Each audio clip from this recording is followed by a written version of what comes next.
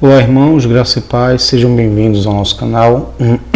Como havia falado na outra aula, que foi basicamente e propriamente introdutória de fato, introduzindo o assunto, nessa segunda aula nós vamos tratar sobre o que é dicotomia. E daí nas próximas aulas a gente vai tratar sobre tricotomia, unidade psicossomática e por fim, fechando essa introdução, a gente trata sobre as perspectivas teológicas, sobre a origem da alma.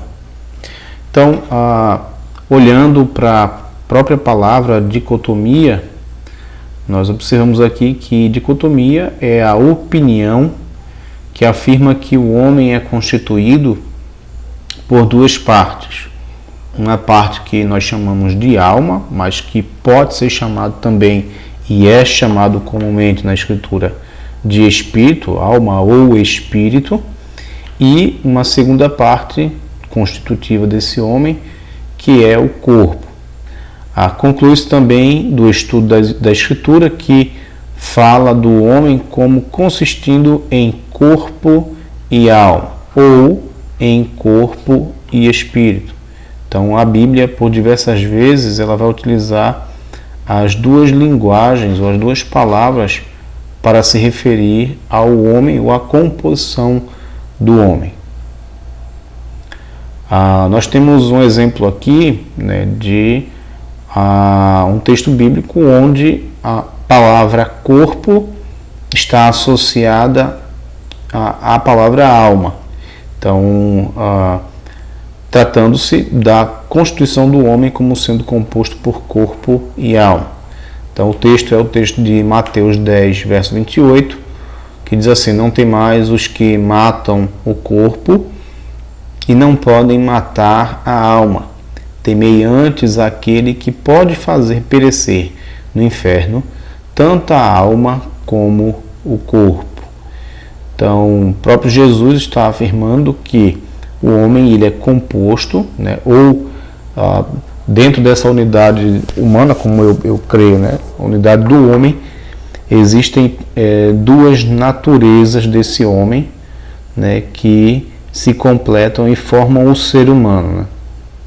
O homem como um indivíduo, como um habitante, como um ser.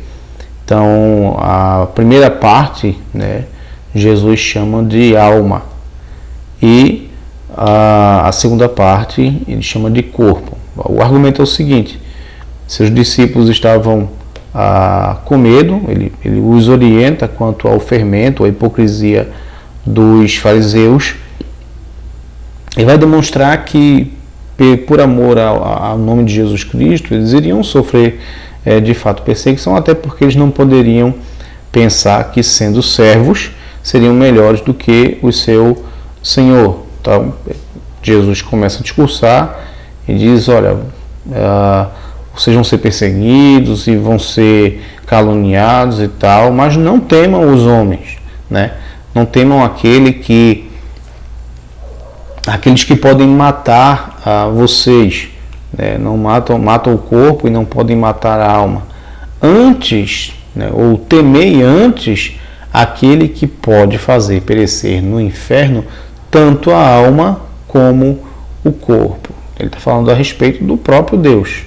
Então, Deus é quem pode fazer perecer no inferno tanto o corpo quanto a alma, ou tanto a alma quanto o corpo. Os homens podem tirar a nossa vida, fazer a separação, o favor de separar-nos de nós mesmos, mas eles não podem nos colocar de forma integral no inferno. Esse poder só quem possui é o próprio Deus. Um outro texto que nós observamos aqui, só que esse agora trocando a palavra alma por espírito, é 1 Coríntios 5:5, onde o apóstolo fala assim: entregue a Satanás para a destruição da carne, a fim de que o espírito seja salvo no dia do Senhor.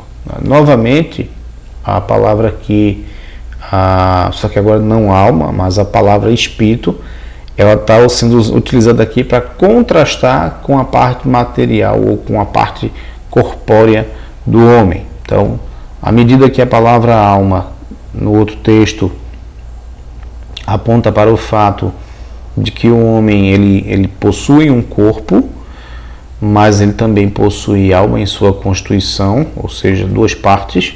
Esse texto aqui ele também vai definir o homem como sendo constituído de duas partes, corpo e espírito, ou como nós cremos, corpo e alma, ou corpo e espírito, que querem dizer uma e mesma coisa. Então, as duas palavras, a ideia aqui é demonstrar que essas duas palavras, alma e espírito, elas são utilizadas na Escritura de forma intercambiável, né? Sendo utilizada até por uma questão de ênfase ou de estilo, como termos comunicáveis, né? Ou comunicados, que querem dizer a mesma coisa. Outro texto que traz a palavra espírito no lugar de alma é Eclesiastes 12, verso 7. Observe que o texto diz assim: e o pó volte à terra, ou seja, a carne, o corpo volte à terra, nós fomos feitos do pó da terra, como o era, e o espírito volte a Deus que o deu. Né? Aí a gente lembra o que? Da obra da criação, lá em Gênesis,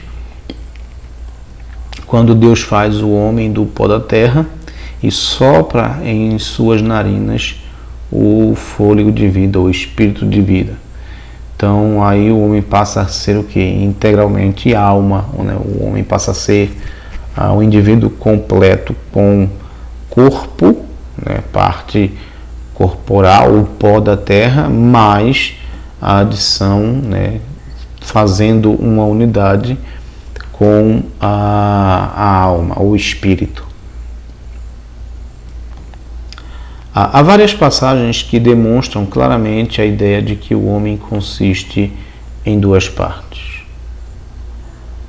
Se, porém, Cristo está em vós, o corpo, na verdade, está morto por causa do pecado, mas o espírito é vida por causa da justiça. Observe que esse texto aqui, mesmo não utilizando a palavra alma, mas utilizando a palavra espírito, ela também traz a ideia de que o homem não é um indivíduo tripartido, né? Ou seja, um indivíduo que possui três partes, mas que na verdade o homem tem em sua essência duas partes, que é o corpo, e aqui a palavra utilizada é espírito, mas que também poderia ter sido utilizada a palavra alma, né? Porque ambas dizem a mesma coisa. Vamos ficar por aqui. No próximo vídeo nós vamos tratar sobre a tricotomia, né? Trazer um pouco para os irmãos demonstrar o que é tricotomia, alguns textos que os nossos irmãos que creem na tricotomia defendem, utilizam para defender, e também de alguma forma explicar esses textos que parecem de fato demonstrar que o homem ele possui três partes, mas que uma análise do texto nos leva a entender que não. Tá certo? Então, que Deus os abençoe, fiquem na paz e até o próximo vídeo.